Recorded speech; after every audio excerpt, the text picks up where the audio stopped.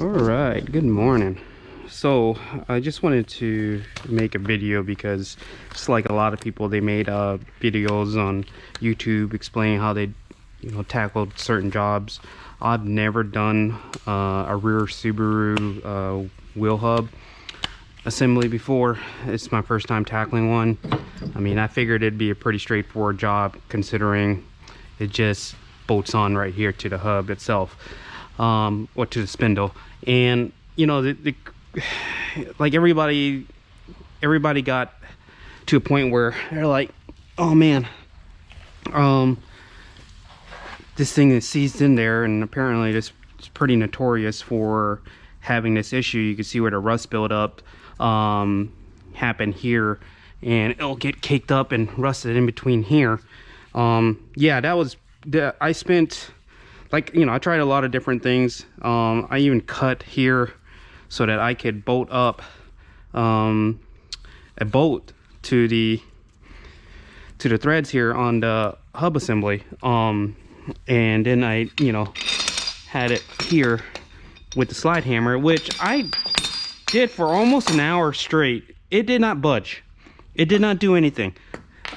Maybe it jarred it loose. I mean, I used rust penetrant and whatever, like everybody else. And then I finally got it to come off. What I was gonna do today is make a video on how I did that. I don't know if anybody else did it that way. I haven't really looked, but I'm gonna try to see if I could duplicate the method in which I used to get it out, which I thought was pretty good. I wanted to share it kind of like as a thank you to everybody else that does it, and everybody had their own way of doing it, and but I'm gonna see if I could duplicate that today, and make that video so everybody else can see how I did it, and share it to the YouTube world as well, and hopefully it'll help somebody else out. So with that being said, I'm gonna cut back after I clean this one up and put this one back together, and I want to work on that right side. All right, we'll be back. All right, so I took apart the right side brakes and took off the rotor, and what I like to do is I like to clean off some of this dust, some brake cleaner here, and that way I'm not breathing in all this dust when I start going at it here. So next thing we're gonna do is we're gonna loosen up the 4 bolts that hold the hub in place. That's 14 millimeter. So let's see if we can get to it without having to break out the ratchet just yet. Alright, easy enough. Alright.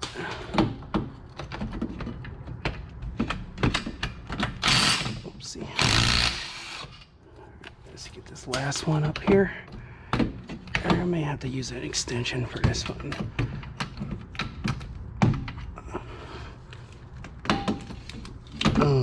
Okay, let me get extension. There we go. There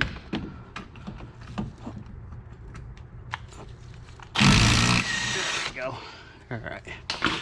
So we got those 4 out. I need an air hammer. Loosen up the axle. Here. Where is my? Sorry about the mess. Worked a little late yesterday. I did not clean up. Oh, there we go. I was tired from banging on the other side. So there we go. Just need to get that loose. Now, here's the difference of how a lot of people were doing it yesterday, or at least the few videos that I watched yesterday. Got a little bit of rust penetrant inside there, where the threaded section with the bolts. Get my light up there. What I'm trying to do is just get a little bit in there. Hopefully it'll get between the, and I sprayed some of this yesterday, so hopefully it did get through, but I didn't loosen up the bolts. All right, so what I'm gonna do is I have a whole bunch of these 17 millimeters that I have around the shop. What we're gonna do is we're gonna place it into the threads of that old hub. And let's see, we'll do this one. So I was watching a couple videos yesterday. There was a fella that made a video about how he threaded it in from here and used a slide hammer to pull it out. Well, I tried that method too by cutting off the, you know, just a portion and took out the studs and cut out, you know, a slot right here so that it would go in fairly straight. But I don't have a slide hammer that actually fits the hub itself, so I was having a little difficulty there. I mean, I banged at it for a while and it still did not go through. So what we're gonna do, we just thread there. I'll take my air hammer, my snappy snap-on right here, pretty good one. I had a Cornwell one that I had for a while that just got to the point where it just wasn't doing a job, so I had to upgrade. But so what I do here is hopefully, alright, we're gonna start there, top one, there.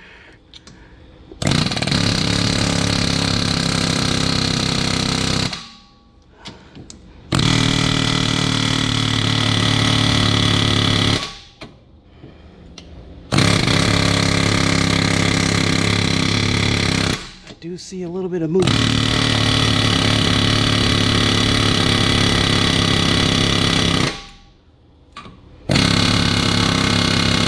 Okay, now we're gonna check to see if it's even budging. Let me get my light on here. I thought I saw a little bit of movement. We may have to let it soak for a little bit. Oh, not really, but still beats using a slide hammer, I tell you that much. Usually these fast impacts from the air hammer does the job a lot better than one, you know, big stroke of a 3, 4, 5 pound hammer.